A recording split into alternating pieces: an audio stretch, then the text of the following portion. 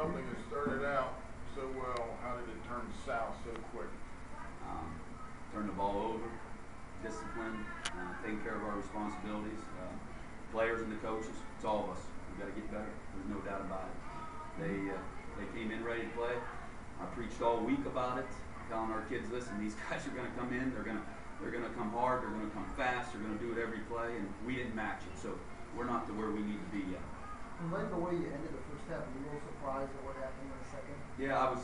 Again, I thought the first quarter and the half of the second quarter were not very good. We played bad football all the way around. And then we came back and did some good things towards the end of the second quarter, right before halftime. And again, our kids had some momentum going in there. It was 28-17, and after being down 28-0 or 28-3, I mean, we had a little bit of momentum.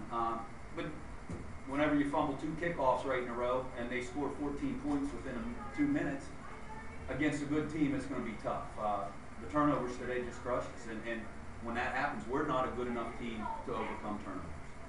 What is your thought about the Westchester quarterback? It was his first start at Westchester. He's played a ton. It's not, listen, he's played a ton. It's not like he's never played before. So he's been in there, and he's done a great job every time he's been in there. So there's no surprise there as far as him.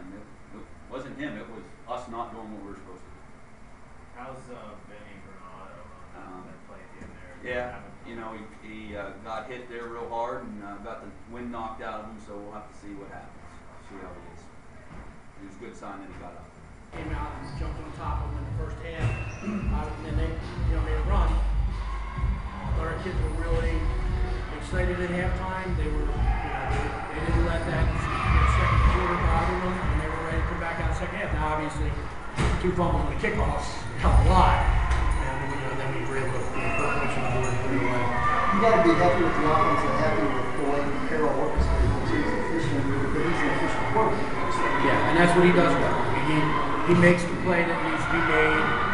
Sometimes he drives me crazy because he doesn't make that play I want him to make, but he doesn't throw the ball away. He can run the ball, and that keeps the drive alive. We had a really good game. Other than that last end of the quarter, second quarter, the defense really did a good job. Yeah, and even on those 2 touchdowns, we had interferences, 2 interferences, and 2 base hits. So the penalties really hurt us. We kind of allowed them to get back into the penalties. But I mean, other than really those 2 drives, the rest of the game, the defense played really well. Coach, it looked like you came in here with a great game plan. With the injuries to some key players, did you simplify things at all? Or did you still Well, the truth is, we didn't know that Rondell was going to play until 4 o'clock yesterday. So we pretty much had made the game plan up without him, which meant we thought we were going to have to throw the ball a little bit more. That's why we came out throwing within that first quarter.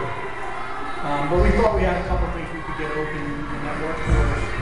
And then once we kind of got ahead, then we felt like we could get the ball around Del more. So we kind of flipped the game plan around a little bit because now he's playing. And of course he does. He's got to do it. It seems like I'm. Really turnover game, come back with 2 big touchdowns. I mean, I think the biggest series of the game was us holding them to a field goal after the early turn. Because that game is in the balance at that point. Our kids, let's get in and stuffed them and made them kick a field goal. That gave our kids a big lift on the sidelines, and it made Timmy not feel as bad. It made, so, and then he was able to come back. The importance of getting your first road win and staying in the race and all. Yeah, I think we have a good football team. We've just been so inconsistent and reject on high from week to week. We just need something to build off of, and obviously a road win against a good team when our backs are against the wall, that might be the thing we need to build off. Did you honestly expect it to be this much of a blowout? Because we know the history of Westchester Shippensburg, it tends to be a shootout both ways. I'm shocked whenever there's a blowout against any team in the VC. I just never think that there's that much separation in talent from team to team. I mean, obviously the turnovers are huge today. That hurt us last week. So from week to week, those things are so big because everybody's so close. I'm going to ask you inconsistencies in the Eastern Division, but in this thing is going to be up in here. Last weekend. That's exactly right. And, everybody has a chance at it, and that's the thing. So, 1 loss certainly doesn't knock you out. 2 losses may